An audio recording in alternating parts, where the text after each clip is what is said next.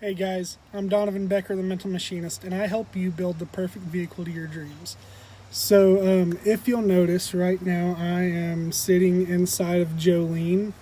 This is my Cobra swapped RX-7. It's a 90 Mazda RX-7. And you'll probably notice that, the interior is stripped. I've still got stuff and different things in it. Partially. There's a moon roof here and different things. But the interior is stripped on it, and so don't judge me too much on that. It's actually done that way on purpose. It's the plan for it is to be a street legal race car. Something that I can drive to the track. Different things. It will have a cage in it, hopefully here pretty soon. But Jolene's not what I want to talk to you guys about right now. So the other day I was having a conversation with my daughter. Now, she's my oldest daughter, and she is 8 years old. Now, she gets really emotional. She will start screaming and yelling and fighting with her sisters and just throws a fit.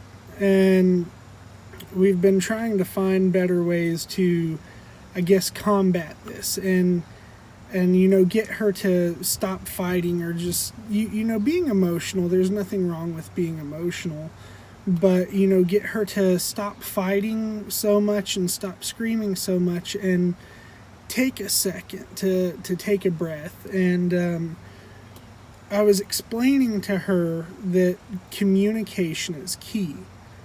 And whenever she didn't understand what I meant by communication, I told her communication is essentially talking to people and telling them, what you need or what you want or what you can do to help them or maybe what they can do to help you.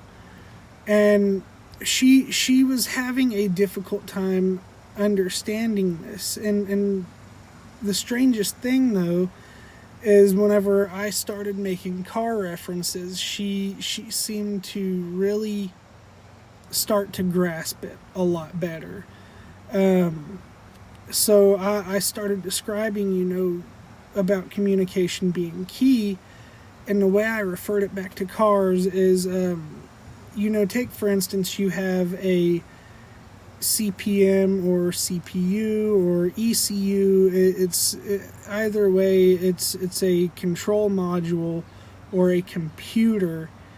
A lot of people call it the brains or the brain of the car, and what it does is it communicates with everything in your motor, and sometimes, especially with newer cars, the chassis. It communicates with the sensors. And I'm sorry, I'm sweating a little bit.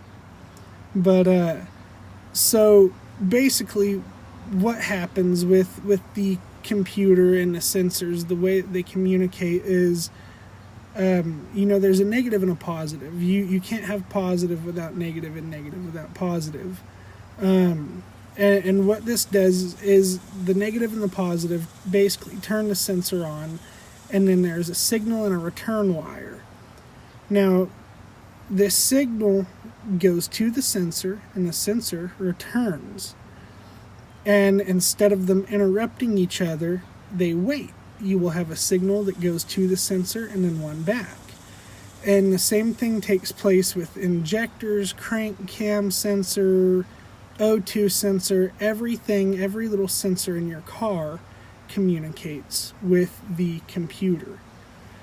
And without that communication, say your injector didn't communicate properly with the computer, your injector wouldn't fire. Or one of your sensors, it didn't communicate properly with the computer, that sensor would not be working properly.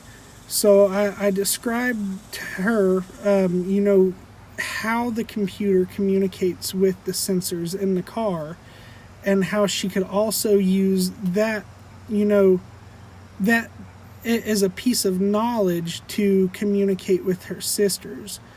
instead of fighting with them, and actually be able to communicate with them, wait on them to communicate, not to interrupt them, and then communicate back and actually have good, proper communication to work out issues and to work out problems rather than fighting. And from what my wife told me, they haven't been fighting as much today, and that is really good. Mainly because she has been communicating with her sisters, like I told her that the computer in a car communicates with the sensors to make everything work. If everything doesn't work, sometimes it can cause a lot of problems, just like if you interrupt while you're talking to somebody. If those sensors were to interrupt each other, hi Chesney, if those sensors were to interrupt each other or have an interrupting communication, it doesn't work. Just like whenever you're talking to someone or having an argument with a sibling, if you communicate with them, you let them talk, and then you talk, you have good communication. And things typically work out better than if you just cut each other off and fight and argue the whole time. You hear each other out, and then you listen. And that's the way a lot of the sensors in your car work. So it only makes sense that when someone is talking, to hear them out, and then you talk, let you hear each other out. That is the best way to communicate with any conversation that I've ever found. I mean, it's pretty difficult to have a good conversation with someone whenever you're constantly interrupting each other, and a lot of times it creates fights.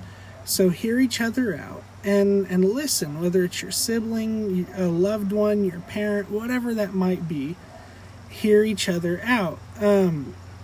That's really all I've got for everybody tonight.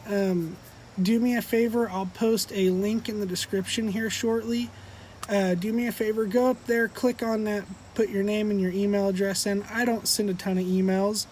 You'll get, 4 emails altogether from me. The first one you'll get immediately, and then the next 3 will be over the course of 3 weeks. I don't bombard your email. I won't clutter it. So do me a favor, go up there, click on that, put your name and your email in, and you get more videos of me basically explaining what I do as the mental machinist and how I do it and how I help you.